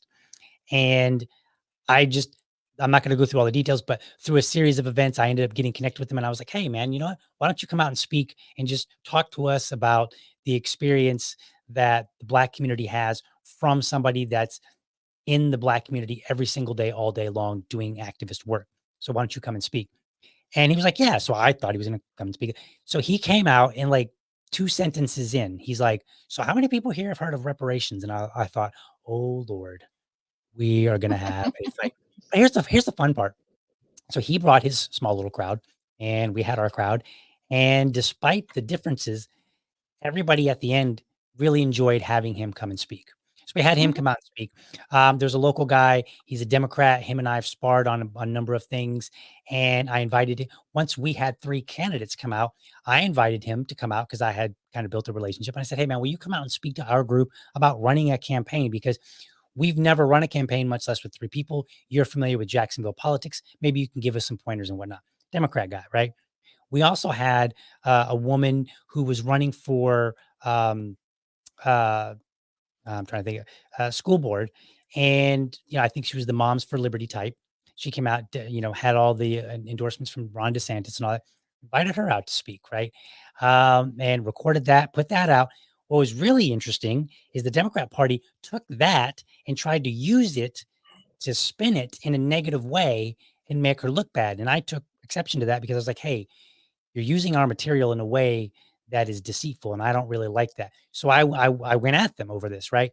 So these kind of things have kind of raised our profile just a wee bit because we've been engaging and interacting with different people and bringing it's very hard for us to get into events that aren't our standard typical events here in Duval. Like get into the gun show. There's a particular gun show we can get into super easy. There's another one that's a little bit bigger. They seem to reject us every single time. Get into the Pride event, super easy. Pay them, get our location. We go out and we go there. This is super, super easy. Other events tend to be a little bit more difficult. And so I've just been like, all right, I'm going to bring people here to us. And then we'll just have that. Because here's the thing. I have no doubt about libertarians. I am not bothered by bringing out people, even competitors, right? If that be the case, even competition, bring them out, because I think that our delegates, our members, are well acquainted with their views. They're not short on words, and I believe that we have good candidates that can that can stand tall when that happens. And in fact, I have another clip. You want to play a clip? Yes, I was hoping you'd guess this. Let's get to this. So this is Chase Oliver. I liked Chase's response. Now, I'm not saying I liked it better than anybody else's per se. I saw this. I didn't necessarily see any other responses, or I've seen some, and then I was like, but this one in particular, I like. So I want to play this. I snipped it a little bit, so it's just Chase. But what he did was he put out on his social media, and he played a clip where RFK was talking, kind of in that same clip that we just watched, and he was like, yeah, maybe, I don't know. We're talking with them, that whole wishy-washy. So here's what Chase had to say. So let's watch. So I understand you want to be looking into getting our party's nomination, RFK, but really, libertarians are going to have to look into you if you want to try to earn our nomination. And I'm a libertarian, and I have just a few questions. First and foremost, you said that if Democrats and Republicans could put an assault weapons ban on your desk, you would sign it as president. So my first question is, what makes you think any libertarian would ever support you being our party's nominee with such anti-gun stances? We support the right of self-defense. You don't, and you never, ever will earn our party's nomination. Thoughts? So it 'Cause I got it would plenty. be, yeah, it would be fantastic to see Chase say that to RFK at the LP California convention. Right. But I guess that's Absolutely. not going to happen. Hopefully, there will be staged, some kind of actual debate with our candidates, and Kennedy would be, I'm sure, welcome to attend that. But I doubt that those people would pay him. So, I mean, this is the problem. yep, and we're gonna get to the pay in just a minute here. So when I saw that, I was like, that is the exact response that I want to see from every single one of our candidates. And if they could even do it stronger, do it. It basically came off to me as go ahead, bring it. I'm not afraid of you. I'm not afraid that the delegates, I'm not afraid of who the delegates will choose because I have full confidence in the delegates, right? And I feel like our candidates need to have a bit of that bravado. They need to have the bravado and they need to be able to express it. And I think Chase did a really good job. So kudos to you, Chase, if you happen to be watching or any of his supporters. Kudos on that response. That is the kind of response that I want to see because we are trying to get access. The moment we get access, we need to be prepared. It's like the dog chasing the car, right? Like, and then the joke is like the dog won't know what to do if it ever catches the car. We're that dog, but we need to have in mind, like when I catch it, here's what I'm going to do. Or I'm prepared to deliver if I do, even if I don't know what I'm going to do just yet. Right. So to me, I wanted to see more of that from Canada. I wanted to see every single one of them put out a statement just like that. A video would be great. And then we could all, whoever you like the most, libertarians, if you like Chase more than the other candidates, then you retweet his stuff. If you like Josh Smith more, then you retweet, right? Like whoever your favorite candidate is, if they're putting out this kind of, taunting and kind of bravado saying like, look, I know where the Libertarian Party stands. You ain't got a chance in hell, mister. You can speculate all you want. You can hee-ho hum all over media, however much you want. It ain't happening. Right? Counter argument, Yeah. Bob Barr. I wasn't around for that, so I can't really speak to it. Sorry. All I can say is there were fantastic libertarian candidates. He showed up at convention, said, I'm a big name, yeah. His people said, yeah, he's got some things, but he's reformed. He's a good guy. He's libertarian now. He's with us. And he has a lot of money and name recognition. And his campaign team did dirty tricks on the convention floor. They demolished Mary Ruwart with stupid, uh, attacks against her particular position. So, I can Doesn't that see kinda something say like that. they weren't Yes, ready? I do. Yeah, I do think that the delegates and the candidates that we have can handle it. I'm not saying I don't have confidence in them. I'm just saying it's happened before. And Right. And I his wasn't there for that, so I candidacy can't his speak too much to it. candidacy was, pretty much a disaster. I mean, he was a terrible candidate. So, I don't want to see that happen. I already hear people in the LP, not a lot, but there are some people saying, yeah, sure, RFK is not a libertarian, but he could get us 5% of the vote. And that's exactly what happened with what was the organization that came up in the wake of Perot's candidacy? I Again, don't know because it disappeared. It was, I was some party, I was an evangelical the, Republican back then, so I don't know. the Sorry. Constitution part, all those things, when they come up, then they say, let's just find someone who's a big name, and the party itself fades away really Right. quickly. The reason we've been around over 50 years is that, and that's an amazing signal accomplishment in America, in a strict two-party system, one-party system like we have in the Right. US. And the reason is that we've hewed pretty strongly to our ideology. And to see, otherwise reasonable libertarians say, well, but he could get us 5%. That's terrible. What a deal that would be. When Okay. I see when I see what feels like a greater majority of people saying, nope, absolutely not. Yes, I'm not that worried is about the good. few that are like, well, maybe, don't care. Your voice Yeah. isn't loud enough. I'm not worried.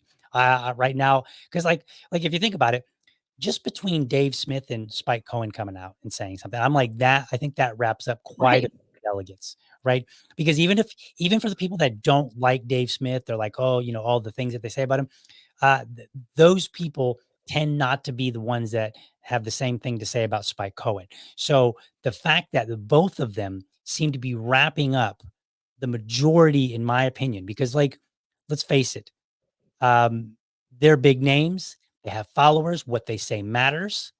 And I feel like when they're saying the same thing, and then you just see hordes of people retweeting, and they're like, "No way!" I mean, Jeremy Kauffman, all kind of people that in the past have been accused of all kind of like you just pretending to be a Republican. You're kind of trying to dilute and like so many people are coming out. I'm like, the few people that are saying it, I'm like, you don't matter. Your voice isn't big enough your voice isn't big enough to counter what appears to be the reality, which is there's no way in hell he's going to get that nomination. Now, let's talk about money because I think that does need to be addressed. I actually like some things and I dislike some things. So let me lay it out and see where you take it. Here's what I dislike about it. It seems to me, and again, now I am going to speculate because I don't know, but based on the timeline of how things kind of came about as far as knowledge of the event in at all, it very much sounds like it was not communicated long time ago when candidates would have sufficient time to potentially raise the kind of money that they need because $3,000 or $5,000 for a single event is a lot if you are just trying to get attendance there. Then you also have to bring your campaign team out. So there's flight, there's lodging, there's travel and there's lodging, there's food, there's all these kind of considerations trying to figure it out in your schedules, whatever kind of things that happen. So there's a lot there. And so it really did feel in a way like remember when they would have the debates, Tulsi Gabbard would seem to do good, and all of a sudden they'd be like, oh yeah, by the way, turns out in the next debate, you're gonna have to hit this threshold. And oh, looks like you didn't 5 minutes ago. Right. It kind of felt like that in a way, so I was kind of turned off because I was like, hey, you know what? We historically, to my knowledge, have not charged candidates to go to events. So candidates have not been campaigning as if they needed to have that kind of money. On the other hand, maybe that's part of our problem. So again, I'm going to go back to here in Duval. We had 3 candidates running for city council, and a hobnob came up. It was $500 entry. It's not $3,000, but it's a significant amount of money for some guys running here in Duval for the first time ever, right? And we did not have a huge, we did not have a huge infrastructure prepared to support them at the time. So we literally were making it up even as an affiliate as we were going. Okay, and so we ended up raising the money. So we raised the money for the affiliate to have a table, and Eric Parker, who ran, he raised money to go. So there were 2 of us with tables. And then Tracy Robinson, Robinson, I always have trouble with his name. He also raised $500. So we had 3 tables. And then Tubb felt like, hey, you know what? I don't think this is a good use of candidate money. And so he said, I'm just going to pay the entry fee and walk the room. So he just walked the room. Right? That's all he did. Mhm. And so basically, we all spent $1,500 to be in this room. We got some things from that. We got some interviews with the local media, and we got, something, we had the big tables, and it was kind of cool. I'm not gonna lie. It was really, really cool when you stood on one side of the room, and it's a huge room with like 500 some people or so. And we had, a sea of red because it was basically, it was Republicans. It wasn't a Democrat. It was a Republican thing. So you see a red, and then you see a couple yellow dots. Right. And I thought that was really neat. But here's the cool part. Like, we got to be involved in the political process. Did that give us a whole lot of votes in itself? I don't think so. But I think it did teach us the value of being prepared. And I think that the Libertarian Party needs to start being a little bit more prepared. And we need to start saying, we don't know. Because while we complain that it was California, What if some other organization reached out and said, hey, for $5,000, you can come to our event? And the candidates don't have $5,000 because nobody's used to raising that kind of money.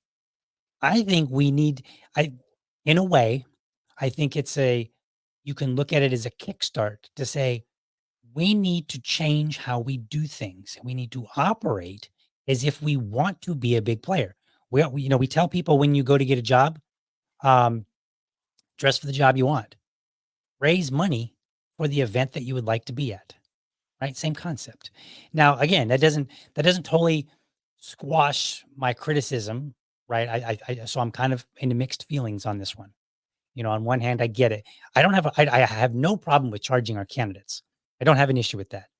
I don't think we should charge them ridiculous amounts of money, but that's a subjective question. Like, what's ridiculous? Is 5,000 ridiculous for a presidential candidate, or is 10,000? I think there's a couple of things here. There's a lack of communication from the Mhm. chair, it looks like. There is, and that's been reported, by candidates and others. There is an inequity with outside the party candidates, and party candidates. And some party candidates and other party candidates may be getting different deals. Who knows? Because there's a lack of transparency. Sorry, that's 3 issues. And then, yeah, there's the amount. It's just some fee to help cover the cost or the cost of the Mhm. convention. Sure, I get that. I mean, they're tabling fees at every convention. We pay Right. them. Yep. So I get that, but staging a debate is done for the benefit of the delegates. And Mhm. if you're harming the delegates by taking that experience from them and saying, but you get to see someone who will be against these candidates in the general election, I'm not sure that that's a really good trade. But I did want to say one other thing Mhm. about that that's sort of troubling about the entire sort of process in California from an outside perspective. Do you know what the California Libertarian primary ballot will look like? I don't. Okay. I'm very unfamiliar with a lot of the processes. So again, I've Yeah, been trying to stick to what I can sure. confirm that I know. So it will have one name on it, Charles Ballet. Okay. He is a candidate who apparently does not rely on state chairs and went to the Secretary of State or Board of Elections or whatever in California website and communicated with them and found out everything he needed to do to be on the primary ballot. Okay. The other candidates should have done that, Okay. but they did receive, it's my understanding, they did receive some communication from the chair, but that wasn't the correct communication or in a timely manner or I mean, I can understand some of them dropping the ball, but apparently every campaign other than Mr. Belay dropped that ball. So should their teams have someone looking up the requirements in every state? Yes. But also, should the state party, state chair, state party have some responsibility in communicating that information to the candidates? Absolutely. If there's action that the candidates need to take in a particular state to get on the ballot, the state party apparatus should be helping them with that. I don't To make disagree. that I don't disagree. I yeah, can't speak to that specifically, but I will say the buck stops here with the campaign. It is your campaign. It is your job to make sure that you know the information that you need to know, right? no, I don't Because disagree with that. if you rely on the state, any state, doesn't have to be California, it could be any state. If you rely on any state affiliate, you could have somebody who doesn't like you and maybe is a little Yeah, slow to help you out. You could have yep, somebody that's just maybe not a good chair, or maybe not, maybe you don't have a yep, good EC, and maybe they're just not on the ball, right? yep, You could have any number of things happen. You could have states where they're fighting, so we don't even know who, we haven't settled who the real LP is, right? But you still want to be on the ballot. So it is right. your job at the end of the day as a candidate to Yep. reach out and say, look, I need some people from California, from Texas, from Florida, wherever, and I need to Yep. know what it's going to take to get on this ballot. And I need to have accurate information. If you can coordinate with this state affiliate and get that information faster, awesome. If you can't, figure it out, right? Like, because that the problem that we have partially is, or I don't want to say the problem that we have, the problem that we can get ourselves into is being ill prepared, right? They say that, what's that saying? Luck favors the prepared. Mhm. We need to be prepared when luck shows up, if it does, right? We can't afford, we are the underdog, and the underdog always has to work twice as hard, always, maybe Mhm. even more, right? Yep. This is just this, that's a truism in society of always. They have to work much, much harder. Our candidates here in Jacksonville, they had to work way harder. Like the guy that Eric Parker ran against was barely even out.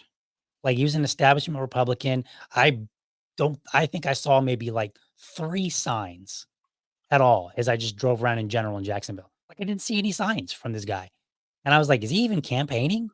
And he won. He won with like 60 some percent of the vote, right? And he didn't do anything. I didn't hear any commercials. I think toward the end I heard 1 or 2, right? But I was like, how is it that this guy won and Eric was just beating feet, right? We are the underdog. We got to put in 2 or 3 times, maybe even more. No, to get- I don't disagree. I do think ultimately the campaigns were responsible. I'm just saying, um, the things could have gone a lot better. So, as a state executive committee, you want your primary ballot to look, as representative as possible. First of all, let's be clear, the primaries don't matter. Right. But if you're I think maybe this is what Hector's getting at with his. If your goal is to get the Libertarian Party name out to people and to let libertarians know that they have, representatives in the party that are running for president, not having libertarians or only having one out of 15 candidates or whatever on the ballot, that's a problem. So there were failures on both sides, I think, from this. Sure, and Um, that's fair. I think if you're talking about procedures and where do we need to work and get better, because here's the thing, those procedures are probably pretty consistent among other delegations. You know, I think that's a fair criticism because it's probably not just like if we're speculating about this one particular event, we may or may not be right, we may be wrong, whatever. But if we're talking about something that's procedure and we can point to where it's been a problem in other states, then it's more of a systemic problem. And that's definitely a conversation to have and say, how do we fix that? Right. But ultimately, I don't think that I think we need to um I think we need to change our attitude about money in the libertarian community.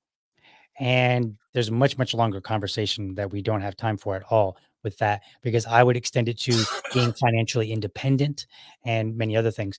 But I think we need to change our conversation about money when it comes to the state party and the the candidates that are trying to get elected, because it would be better for the candidates to decide, right?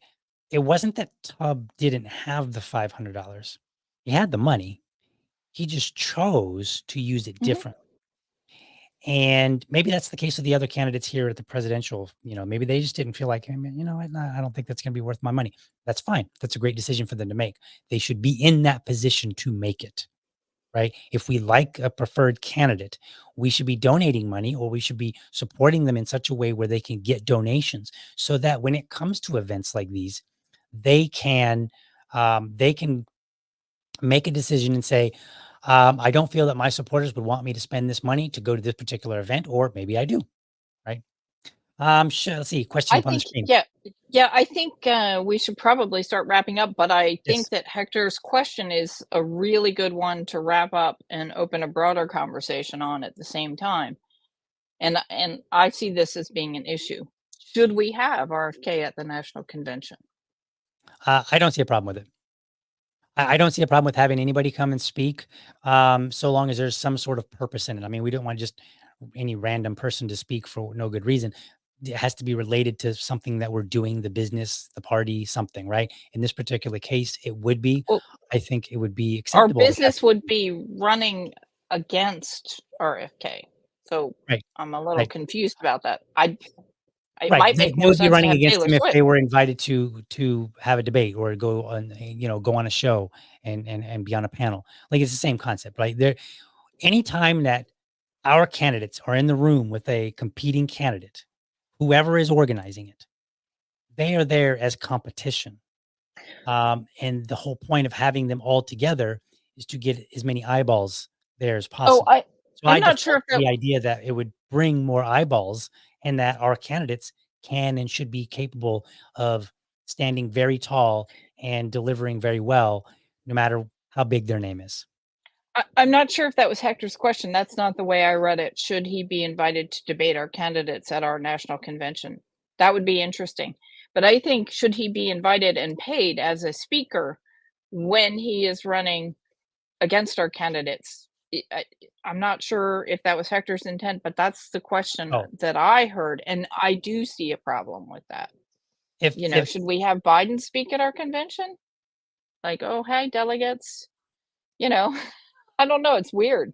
I see two sides to it, right? So I see the side of, hey, this is our competition and we're giving him a solo platform, Right. right? So that could potentially be a problem. Like, hey, he got a solo platform. He can say whatever he That's damn well pleases and he that's gets no treading pushback, FEC territory. Yeah. right? Um, I don't know if that I don't know how that fits with the FEC. But in terms of solo opportunity to say whatever they want to say without any pushback, um, I'm not a big fan of it. On the other hand, like I said, we are the underdog. We've got to do things that you wouldn't normally do in order to get the attention that we want. And we're not getting the attention that we want, right? Like the last election, we didn't really get the attention. I mean, we literally had a campaign called Let Her Speak to try to get Joe Jorgensen to be able to speak.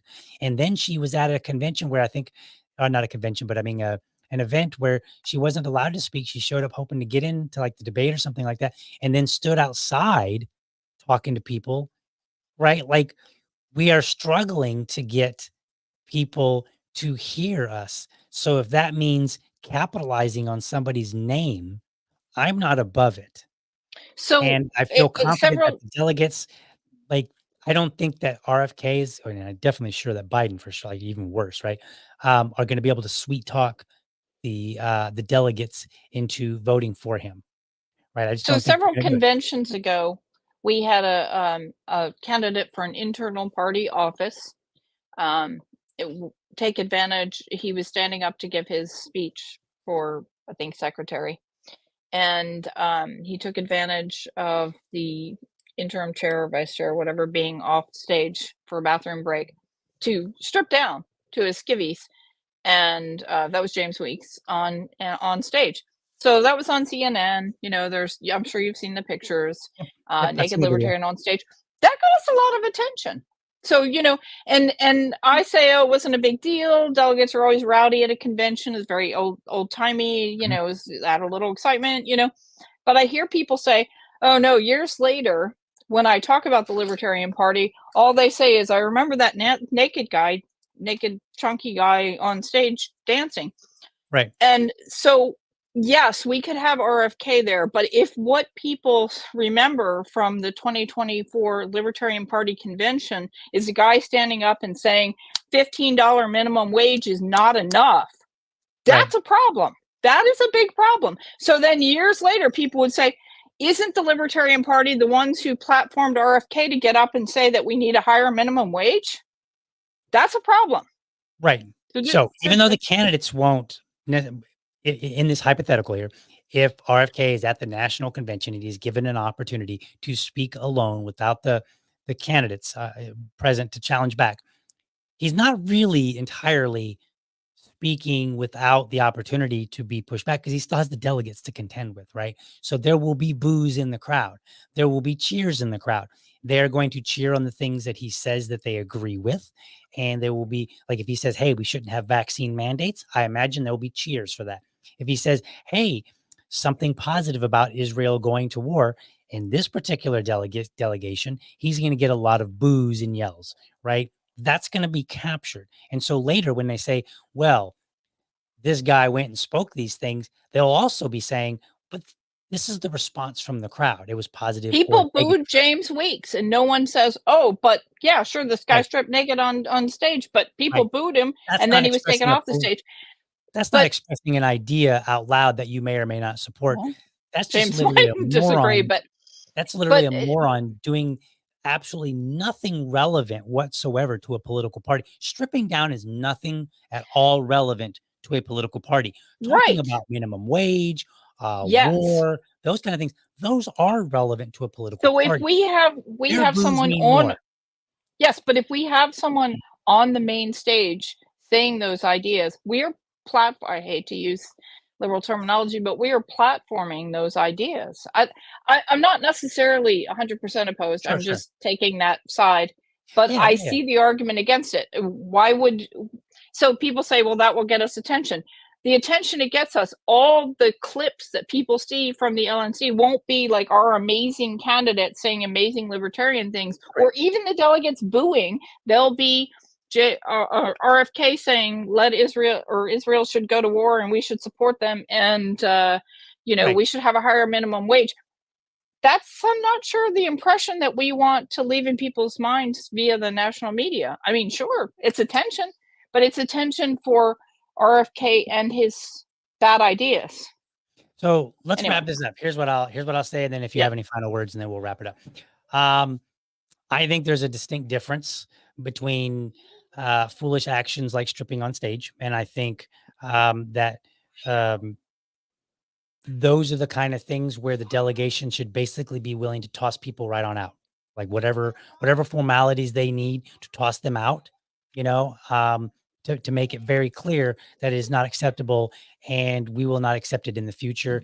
And if you try to go and get any support from us, we won't give you $1 if we see you standing on the street begging for money, also naked, right? We're just simply not going to give it to you because we found that to be so repulsive. So I think that's more of an internal thing. But when it comes to ideas, I think $15 an hour minimum wage rises to. I mean, I think that's worse than getting naked, honestly. so when we're talking about rights, yes. When we're talking about how we're perceived by the public, no, not at all. Right? We're perceived much worse by the public by having a naked man dance around on the stage. The public is going to perceive that, and they're going to be like, "This party's a joke." They don't even like look at this. They're not even talking about whether our ideas are any good at this point, right? Like they're not. That's not even part of the conversation. It's not. They're not talking about who got platformed, what the platform that was mentioned was being said. None of that stuff, right? Like we can't even counter that. Yeah, all we can do is go, yeah, we had that happen, right? Like, so I think it's so. I don't think those two things are comparable. I don't. I think they're way so far away. They're not comparable.